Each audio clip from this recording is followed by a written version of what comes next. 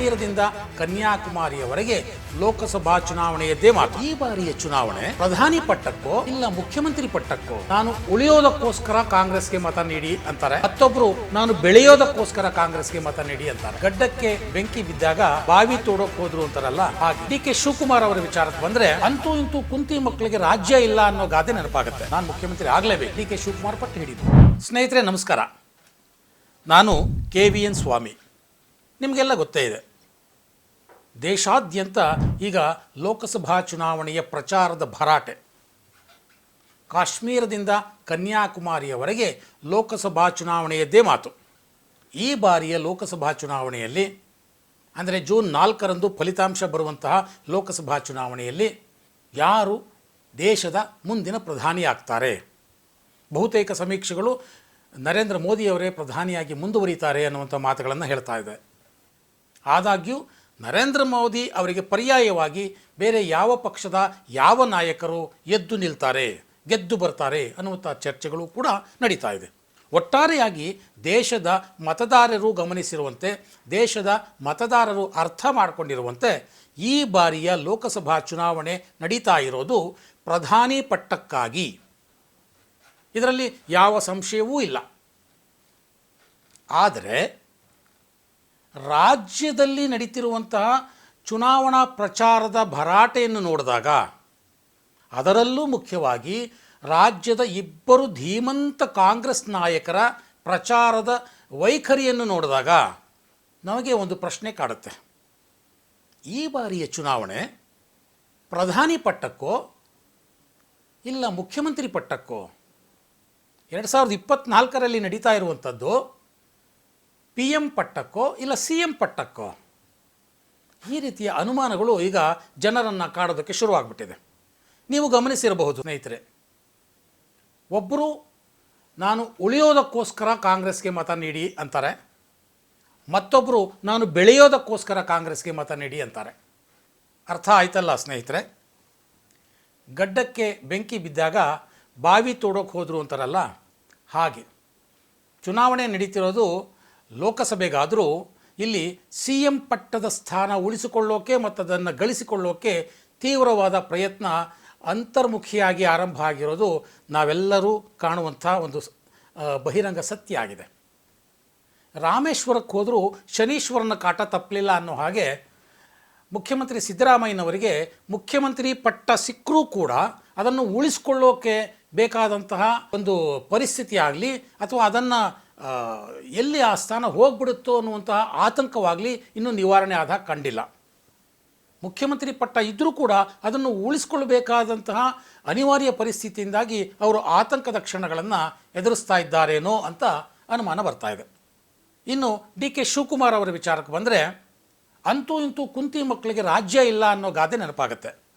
ಇಷ್ಟೆಲ್ಲ ಕಷ್ಟಪಟ್ಟಿದ್ದೀನಿ, ಇಷ್ಟು ವರ್ಷ ಕಾಂಗ್ರೆಸ್ನ ಕಟ್ಟಾಳವಾಗಿ ನಾನು ಕೆಲಸ ಮಾಡಿದ್ದೀನಿ, ಬರೀ ಕರ್ನಾಟಕದಲ್ಲಿ ಅಷ್ಟೇ ಅಲ್ಲ ದೇಶದ ಎಲ್ಲೇ ಕಾಂಗ್ರೆಸ್ ಪಕ್ಷಕ್ಕೆ ಯಾವುದೇ ರೀತಿಯ ಸಂಕಟ ಬಂದಾಗಲೂ ನಾನು ಅಲ್ಲಿ ಹಾಜರಾಗಿ ಆ ಸಂಕಟವನ್ನು ನಿವಾರಣೆ ಮಾಡಿದ್ದೀನಿ. ಈಗ 136 ಶಾಸಕರ ಭರ್ಜರಿ ಬೆಂಬಲ ಕಾಂಗ್ರೆಸ್ ಪಕ್ಷಕ್ಕೆ ನಾನು ತಂದುಕೊಟ್ಟಿದ್ದೀನಿ KPCC ಅಧ್ಯಕ್ಷ ಆಗಿ. ಈಗಲಾದರೂ ನಾನು ಮುಖ್ಯಮಂತ್ರಿ ಆಗಲಿಲ್ಲ ಅಂದರೆ ಹೇಗೆ ಅನ್ನುವಂಥ ಆತಂಕ ಡಿ.ಕೆ. ಶಿವಕುಮಾರಲ್ಲಿ ಕಾಣ್ತಾ ಇದೆ. ಈ ಎರಡೂ ಆತಂಕಗಳು, ಅವರಿಗೊಂದು ರೀತಿಯ ಆತಂಕ, ಇವರಿಗೊಂದು ರೀತಿಯ ಆತಂಕ. ಇದಕ್ಕೆ ಕಾರಣವಾಗಿದ್ದು ನಿಮಗೆಲ್ಲ ಗೊತ್ತೇ ಇದೆ. 2023ರಲ್ಲಿ ಕಾಂಗ್ರೆಸ್ ಪ್ರಚಂಡ ಜಯಭೇರಿ ಬಾರಿಸಿದಾಗ ಇಬ್ಬರು ನಾಯಕರ ನಡುವೆ ಹೈಕಮಾಂಡ್ ಒಂದು ಒಪ್ಪಂದವನ್ನು ಮಾಡಿತ್ತು. ಅಂದರೆ ಒಂದು ಅಂಡರ್ಸ್ಟ್ಯಾಂಡಿಂಗ್ಗೆ ಬಂದಿತ್ತು ಅನ್ನೋದು ಜನಜನಿತವಾದಂಥ ಸುದ್ದಿ. ಅದೇನು ಅಧಿಕೃತವಾಗಿ ಯಾರೂ ಹೇಳಲಿಲ್ಲ ಅಂತಂದರೂ ಕಾಂಗ್ರೆಸ್ ವಲಯದಲ್ಲಿ ಇದು ಸಾಕಷ್ಟು ಬಾರಿ ಚರ್ಚೆ ಆಗಿದೆ. ಅರ್ಧ ಅವಧಿಗೆ ಒಬ್ಬರು ಮುಖ್ಯಮಂತ್ರಿ, ಇನ್ನರ್ಧ ಅವಧಿಗೆ ಇನ್ನೊಬ್ಬರು ಮುಖ್ಯಮಂತ್ರಿ ಆಗಬೇಕು ಅನ್ನುವಂಥ ಒಂದು ಅಂಡರ್ಸ್ಟ್ಯಾಂಡಿಂಗಿಗೆ ಸಿದ್ದರಾಮಯ್ಯ ಮತ್ತು ಡಿ.ಕೆ. ಶಿವಕುಮಾರ್ ಅವರಿಬ್ಬರು ಬಂದಿದ್ದಾರೆ ಅನ್ನುವಂಥದ್ದು ಬಹಿರಂಗ ಸತ್ಯ. ಅಧಿಕೃತವಾಗಿ ಯಾರು ಹೇಳದೇ ಇದ್ದರೂ ಕೂಡ ಇಡೀ ರಾಜ್ಯದ ಜನತೆ ಈ ಬಗ್ಗೆ ಚರ್ಚೆ ಮಾಡ್ತಿದ್ದಾರೆ. ಹಾಗಾದರೆ ಬಿಟ್ಕೊಡ್ಬೇಕಲ್ಲ. ಅಧಿಕಾರ ಬಂದಿರೋದನ್ನು ಅಷ್ಟು ಸುಲಭವಾಗಿ ಬಿಟ್ಕೊಡೋದು ಅಂದರೆ ಏನು ಅಲ್ವಾ? ಏನಾದರೂ ಮಾಡಿ 28 ಕ್ಷೇತ್ರಗಳ ಪೈಕಿ ಅತಿ ಹೆಚ್ಚು ಸ್ಥಾನಗಳನ್ನು ಗೆದ್ದುಬಿಟ್ರೆ ಆಗ ನನ್ನ ಮುಖ್ಯಮಂತ್ರಿ ಪಟ್ಟವನ್ನು ನಾನು ಉಳಿಸಿಕೊಳ್ಳೋದಕ್ಕೆ ಹೋರಾಟ ಮಾಡಬಹುದು ಅನ್ನುವಂಥದ್ದು ಸಿದ್ದರಾಮಯ್ಯನವರ ಒಂದು ಚಿಂತನೆ. ಅದಕ್ಕಾಗಿ ಅವರು ಆ ಆ ಕಾರ್ಡನ್ನು ಪ್ಲೇ ಮಾಡ್ತಾ ಇದ್ದಾರೆ. ಯಾವ ಕಾರ್ಡು? ನಿನ್ನೆ ವರುಣಾದಲ್ಲಿ ಭಾಷಣ ಮಾಡ್ತಾ ಅವರು ಒಂದು ಮಾತನ್ನು ಹೇಳಿದರು. ವರುಣ ಅವರ ಸ್ವಕ್ಷೇತ್ರ ಸದ್ಯಕ್ಕೆ ಚಾಮರಾಜನಗರ ಲೋಕಸಭಾ ಕ್ಷೇತ್ರಕ್ಕೆ ಬರುತ್ತೆ. ಚಾಮರಾಜನಗರದಲ್ಲಿ ಎಚ್ ಸಿ ಮಹದೇವಪ್ಪ ಅವರ ಪುತ್ರ ಸುನಿಲ್ ಬೋಸ್ ಕಾಂಗ್ರೆಸ್ನಿಂದ ಸ್ಪರ್ಧಿಸಿದ್ದಾರೆ.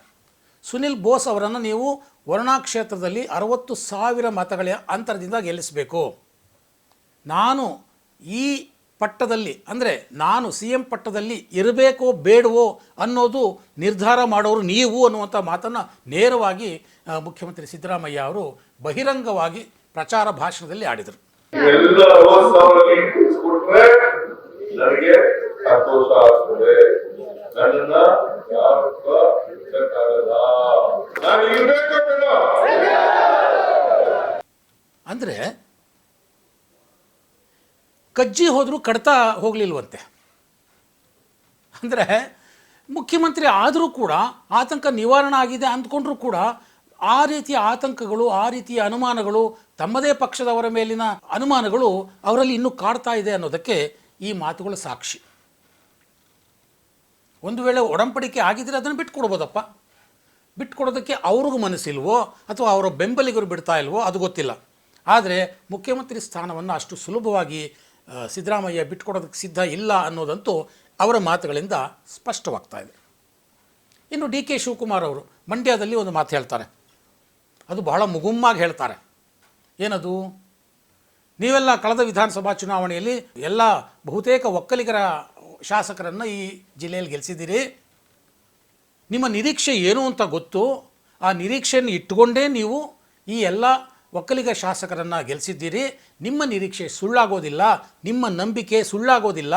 ಈ ಬಾರಿಯೂ ಕೂಡ ನಮ್ಮ ಕಾಂಗ್ರೆಸ್ ಪಕ್ಷದ ಹುರುಳಿವನ್ನೇ ಲೋಕಸಭೆಗೆ ಕಳಿಸಿ ಅನ್ನುವಂಥ ಮಾತನ್ನು DK ಶಿವಕುಮಾರ್ ಹೇಳ್ತಾರೆ. ಅದರ ಅರ್ಥ ಏನು? ಕಾಂಗ್ರೆಸ್ ಪಕ್ಷ 8 ಜನ ಒಕ್ಕಲಿಗರಿಗೆ ಟಿಕೆಟ್ ಅನ್ನ ಕೊಟ್ಟಿದ್ದೇವೆ. ನೀವೆಲ್ಲ ನನ್ನ ಗಮನದಲ್ಲಿ ಇಟ್ಕೊಂಡು ಈ ಮಂಡ್ಯ ಜಿಲ್ಲೆಯಲ್ಲಿ ಅತಿ ಹೆಚ್ಚು ಸೀಟ್ ಅನ್ನ ಕೊಟ್ಟು ಆಯ್ಕೆ ಮಾಡಿ ಕಳಿಸ್ಕೊಟ್ಟಿದ್ದೀರಿ. ನಿಮ್ಮ ಆಸೆ ಹುಸಿ ಆಗುವುದಿಲ್ಲ. ವಿಧಾನಸಭೆಗೆ ಯಾವ ನಿರೀಕ್ಷೆ ಇಟ್ಟುಕೊಂಡು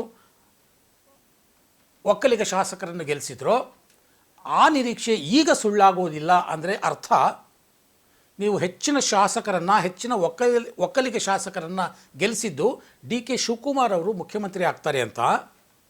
ಆದರೆ ಆಗ ಆಗಲಿಲ್ಲ. ಈ ಚುನಾವಣೆಯ ನಂತರವಾದರೂ ನಿಮ್ಮ ನಂಬಿಕೆ ಹುಸಿಯಾಗೋದಿಲ್ಲ ಅನ್ನುವಂಥ ಭರವಸೆಯನ್ನು ಬಹಿರಂಗವಾಗಿ DK ಶಿವಕುಮಾರ್ ಅವರು ಕೊಡ್ತಾ ಇದ್ದಾರೆ. ಅವ್ರಿಗೂ ಅದೇ ಆತಂಕ. ಪಾಪಿ ಸಮುದ್ರ ಹೊಕ್ಕರು ಮೊಳಕಾಲುದ್ದ ನೀರು ಅಂತಾರಲ್ಲ ಹಾಗೆ. ತನಗಿಷ್ಟು ದೂರ ಬಂದ ಮೇಲೆ ಎಲ್ಲಿ CM ಪಟ್ಟ ಸಿಗೋದಿಲ್ವೋ ಅನ್ನುವಂಥ ಒಂದು ಆತಂಕ, ಒಂದು ಬೇಗುದಿ ಅವರಲ್ಲೂ ಸಹ ಒಳಗೊಳಗೆ ಕುದೀತಾ ಇರೋದನ್ನು ಈ ಮಾತುಗಳು ಸ್ಪಷ್ಟಪಡಿಸ್ತಾ ಇವೆ. ಇದಕ್ಕೆ ಪೂರಕ ಅನ್ನೋ ಹಾಗೆ ಬೆಂಬಲಿಗರು ಅವರು ಸಹ ಅದೇ ರೀತಿಯ ಮಾತುಗಳನ್ನು ಆಡ್ತಾ ಇದ್ದಾರೆ. ಗುಬ್ಬಿ ಶ್ರೀನಿವಾಸ್ ಅವರು ಕಳೆದ ವಾರ ಹೇಳಿದ ಮಾತನ್ನು ನೀವು ಕೇಳಿದ್ರಿ. ಹೆಚ್ಚು ಸೀಟು ಗೆಲ್ಲಿಲ್ಲ ಅಂದರೆ ಸಿದ್ದರಾಮಯ್ಯನವರು ಮುಖ್ಯಮಂತ್ರಿ ಪಟ್ಟವನ್ನು ಕಳ್ಕೊಂಡ್ಬಿಡ್ತಾರೆ ಅನ್ನುವಂಥ ನೇರವಾದ ಮಾತುಗಳನ್ನು ಆಡಿದರು ಅವರು.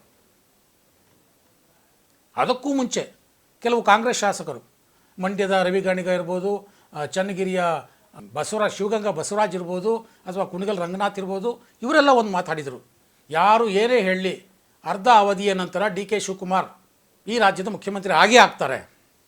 ಕಾಂಗ್ರೆಸ್ ಕಾರ್ಯಕರ್ತರಲ್ಲಿ ಒಂದು ರೀತಿಯ ಗೊಂದಲ ಶುರುವಾಗ್ಬಿಟ್ಟಿದೆ. ಈ ಬಾರಿಯ ಚುನಾವಣೆ PM ಪಟ್ಟಕ್ಕೋ CM ಪಟ್ಟಕ್ಕೋ, ಅದು ಈ ಇಬ್ಬರು ನಾಯಕರ ನಡುವೆ ನಡೀತಾ ಇರುವಂತಹ ಒಂದು ಶೀತಲ ಸಮರ ಈ ಚುನಾವಣೆಗಳಲ್ಲಿ ಅತಿ ಹೆಚ್ಚಾಗಿ ಪ್ರಚಾರ ಭಾಷಣಗಳಲ್ಲಿ ಕಾಣ್ತಾ ಇದೆ.